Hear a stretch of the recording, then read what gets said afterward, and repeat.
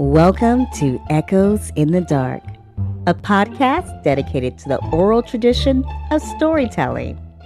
If you're looking to enjoy more classic literature, struggle to find the time to read, hate reading, or just love listening to stories, then this podcast is for you. At the end of each story, I'll share my analysis on the story's deeper meanings. Today's Twisted Tale is The Telltale Heart by Edgar Allan Poe, written in 1843. Because this story invites us as the reader to do some serious thinking about human behavior, it is my intent to read this with less dramatic flair so as not to sway your opinion of the story in one direction or the other. However, keep listening till the end of this tale so that we can discuss the good, the bad, and the ugly of what is happening here. And so, The Telltale Heart by Edgar Allan Poe. It's true, yes, I have been ill, very ill. But why do you say that I have lost control of my mind? Why do you say that I am mad? Can you not see that I have full control of my mind?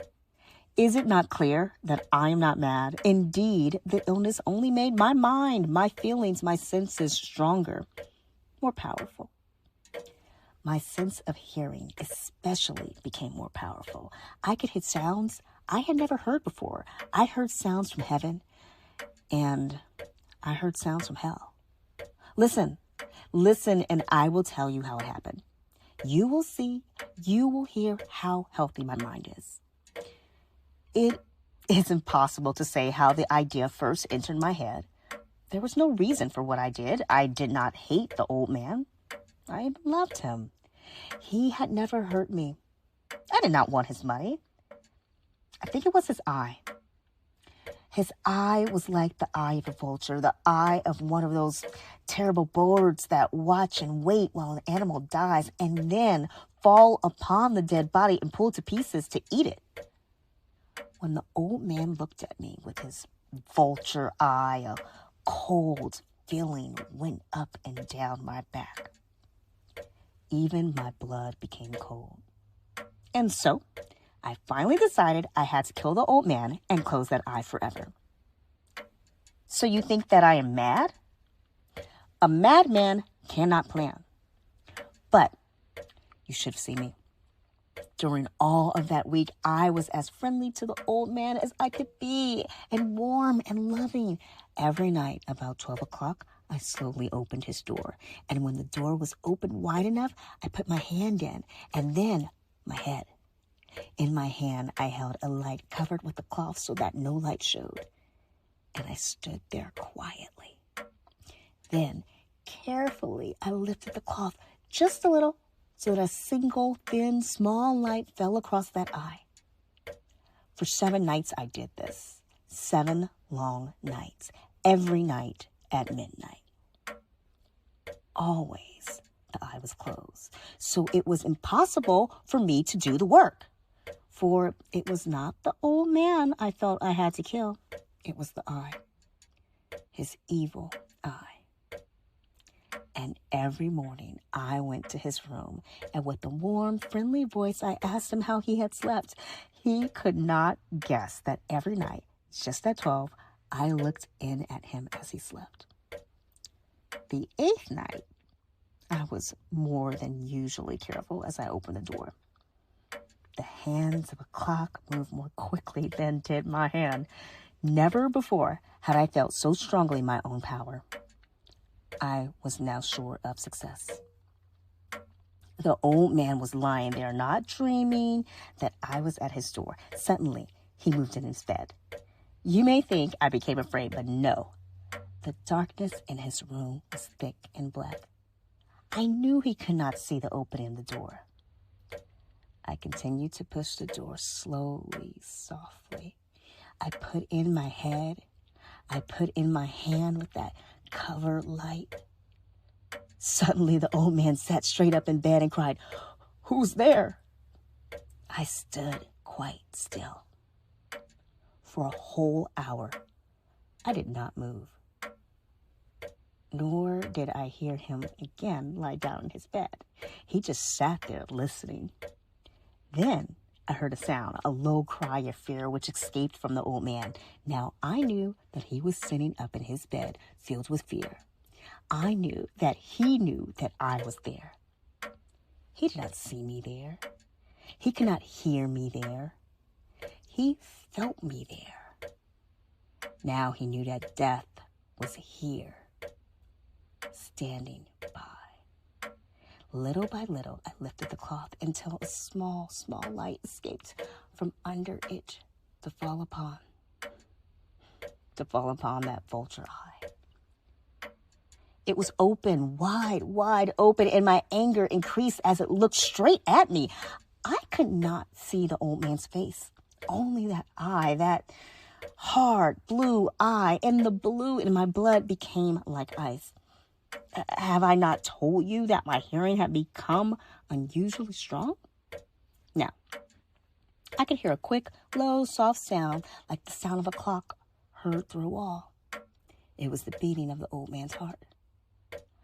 I tried to stand quiet, but the sound grew louder. The old man's fear must have been great indeed. And as the sound grew louder, my anger became greater and more painful. But it was more than anger. In the quiet night, in the dark, so loudly that I was sure someone must hear. The time had come. I rushed into the room crying, "Die! Die!" The old man gave a loud cry of fear as I fell upon him and held the bed covers tightly over his head. Still, his heart was beating, but I smiled as I felt that success was near. For many minutes, that heart continued to beat, but at last, that beating stopped. The old man was dead. I took away the bed covers and held my ear over his heart. There was no sound. Yes, he was dead. Dead as a stone. His eye would trouble me no more. So I'm mad, you say? You should have seen how careful I was to put the body where no one could find it. First, I cut off the head, then the arms and the legs. I was careful not to let a single drop of blood fall on the floor. I pulled up 3 of the boards that formed the floor and put the pieces of the body there. Then I put the boards down again, carefully, so carefully that no human eye could see that they had been moved. As I finished this work, I heard that someone was at the door. It was now 4 o'clock in the morning, but still dark. I had no fear, however, as I went down to open the door. 3 men were at the door, 3 officers of the police. One of the neighbors had heard the old man's cry and had called the police. These 3 had come to ask questions and to search the house. I asked the policeman to come in. The cry, I said, was my own in a dream. The old man, I said, was away. He had gone to visit a friend in the country. I took them through the whole house, telling them to search it all, to search well. I led them finally into the old man's bedroom. As if playing a game with them, I asked them to sit down and talk for a while. My easy, quiet manner made the policemen believe my story. So they sat, talking with me in a friendly way. But although I answered them in the same way, I soon wished that they would go. My head hurt and there was a strange sound in my ears. I talked more and faster. The sound became clearer, and still they sat and talked. Suddenly, I knew that the sound was not in my ears. It was not just inside my head. At that moment, I must have become quite white. I talked faster and louder, and the sound, too, became louder. It was a quick, low, soft sound like the sound of a clock heard through a wall, a sound I knew well. Louder it became and louder. Why did the men not go? Louder and louder. I stood up and quickly walked around the room. I pushed my chair across the floor to make more noise to cover the terrible sound. I talked even louder, and still the men sat and talked and smiled. Was it possible they could not hear? They heard. I was certain of it. They knew. Now, it was they who were playing a game with me. I was suffering more than I could bear from their smiles and from that sound. Louder, louder, louder. Suddenly, I could bear it no longer. I pointed at the boards and cried, yes, yes, I killed him. Pull up the boards and you shall see I killed him. But why does his heart not stop beating? Why does it not stop?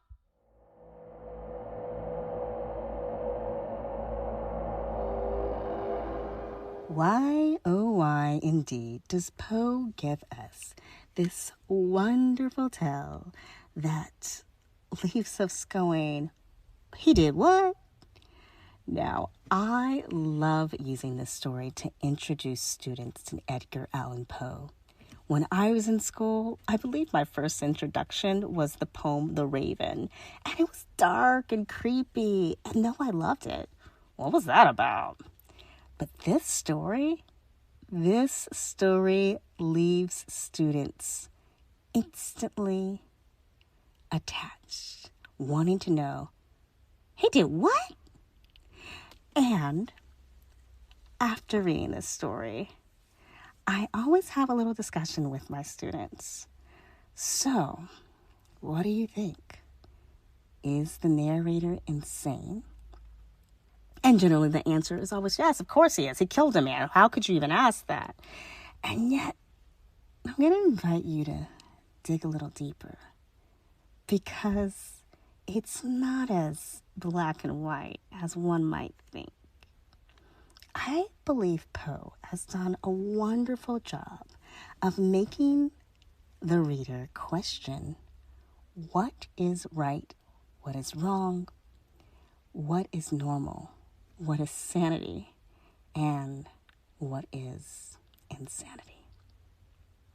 Okay, so to argue that the narrator, who has stated up front that he may have been ill, but he is not mad, well, let's go ahead and take him at his word. Let's say that he's not mad. One of the reasons the narrator says he is not mad, he offers as proof as his ability to carefully plan out his actions. And in the United States, when you look at a court of law, it is often decided that someone who can willingly and knowingly plan to commit a violent act is not criminally insane. If you know it is wrong and you do it anyway, then this is not a lapse of temporary lapse in judgment. This is someone who's just doing wrong. Think of it this way. Maybe a parent will ask a child to do their homework before playing video games. And that child plays video games. Parent says, hey, did you do your homework? The child says, yes, of course I did. Absolutely. Knowing full well that they did not. Now the child has lied. And yet, does that make the child a bad person, even though they knowingly lied to their parent?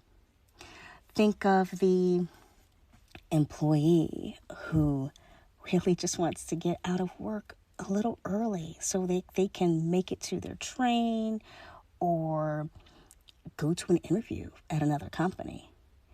And so they have a colleague clock out for them, or maybe they're not in a system where they have to clock out, but they leave early.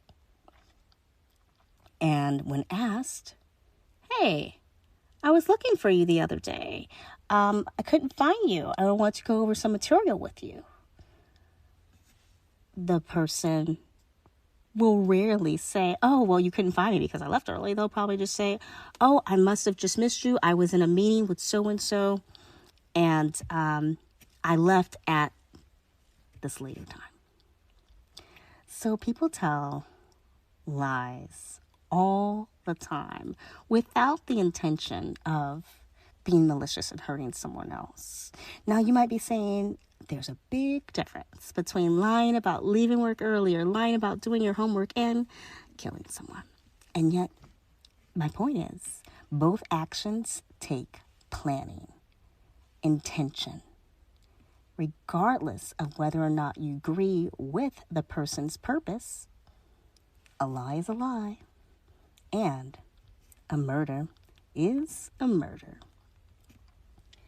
We could also look at the fact that the narrator planned these actions over a period of time. So for a full week, night after night, he went into this room with the intention of extinguishing the eye, just waiting for his opportunity. He didn't go in every night just to make sure the old man was sleeping okay. He didn't go in every night with hesitation. Maybe I will, maybe I won't. The moment that eye opened, he acted. Another area that I like to look at is his behavior once the old man is dead and he has invited the police in. Our narrator does not have a moment of remorse or go back to reasonable thinking. He plays a little game with the police. Well, come on in. Search the place. He is actually enjoying proving to the cops that he is smart. He's almost playing a game of cat and mouse, him being the cat, batting his prey around, with them not knowing that beneath the floorboards, there's a dead man. Yes, the narrator could have gotten away with this murder if he had just let the police come in, shown them around, and said goodbye. Then that would have been it. The police would have left, he could have left town, and it would be quite some time before anyone realized that the old man was dead, let alone being able to find the old man's body. He would have been long gone, far out of town. But instead, he gives himself up. And why? That sound, that horrible sound that's been eating at him. Was it the sound of a clock? The sound of a dead man's heart? Or the sound of his own guilt? You know, when this story was written, there was no social media or TV. People turned to books for entertainment. And it was not uncommon for someone to be in a job they did not love. After all, the story was written during the Industrial Revolution. And you're in a job you don't love. Maybe you find yourself working for someone who is very wealthy, and you are less than wealthy, but you do your job. And sometimes you wish, man, I wish things were different. I wish I had more money, or I wish I didn't have to work for this person. And the narrator does say, I didn't want his wealth. I even loved him. Yet, it is not uncommon for even the child to think to themselves, oh, I hate that parent. Or those oh so unfortunate words, I wish they were dead, right? This sudden burst of just wanting things to be different, not really wanting the other person actually dead, but just wanting things to be different. And so Poe gives us this story where we have an opportunity to see, well, what if things were different? What if that thing that bothered you, the thing that annoyed you greatly, was no longer in your life by your own doing? How would you feel? Would you feel relieved that it's no longer there, annoying you, restricting you? Or would you feel guilty for removing this, knowing that you're removing whatever it is that was bothering you may have negatively impacted someone else? Okay, so we won't say that a parent has died or that the mean boss has died, but what if the mean boss is suddenly fired or stricken ill, or maybe the mean boss loses that company and you found yourself going, wow, I hated working there and now it's gone. And is my life any better? Knowing that that mean boss is now without a job or suffering, is my life better? Or do I feel some guilt on my part in the whole process? My wishing that the company would feel that they would no longer be in their position of power. Okay, so we have looked at the world from the narrator's view as if, hey, you're not mad. You have simply done what millions of people throughout the world have wanted to do, and you're just not a nice person. But now let's look at things as if we are not taking the narrator by his word, and instead we focus on his initial comments of being ill, very ill. And Poe gives us several indications that maybe the narrator is insane. After all, he mentions hearing sounds from heaven and hell. Is this literal? Is he really hearing the devil talk to him? Or was that just his subconscious talking to him? Lots of times in TV shows, they depict the little angel on the shoulder, the little devil on the shoulder, the part of your mind that says, do good, and the other part of the mind that says, go ahead, eat the chocolate cookie. After all, it's there. What's the harm? But the angel on your shoulder says, don't eat the chocolate cookie. You don't know whose it is. And besides, you're trying to be healthy. You don't need that chocolate cookie. The internal struggle between good and bad is always there. So did our narrator really hear screams from hell and heavenly voices? Or did he just suffer the same struggle that so many people throughout the world do? And what about his fixation on the eye? I mean, after all, our narrator devoted a whole week, 7 days, going into this room, carefully shielding the light, carefully squeezing his body into the room, and waiting and watching. Now, through a court of law, one would say, if you can plan it out, then this was done with intention, and therefore you were not insane, you were just a bad person. However, maybe he is insane, because one thing that someone who does not have control of their mind would do is to become incredibly fixated on something so small, like an eye. This small thing that just bothered him to his core, bothered him so much that the only way to solve the problem was for him to take action and get rid of it. Yes. So maybe he is insane. After all, he does hear the sound of a clock, or is it a beating heart? Well, if the man is dead, how could he still be hearing that beating heart? Is it his guilt? Or is it a figment of his imagination? I think you can make a strong argument for either case, but it's important to not discount the fact that the narrator does not feel he is insane and goes to great lengths to prove that he knew what he was doing. So one thing that Poe encourages the reader to think about is, if you have bad thoughts, does that make you a bad person? If you act upon your bad thoughts, does this make you a bad person?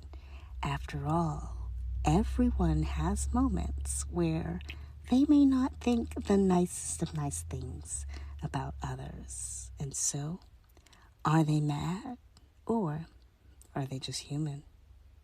I hope you enjoyed this story, and do come back for another Gothic tale.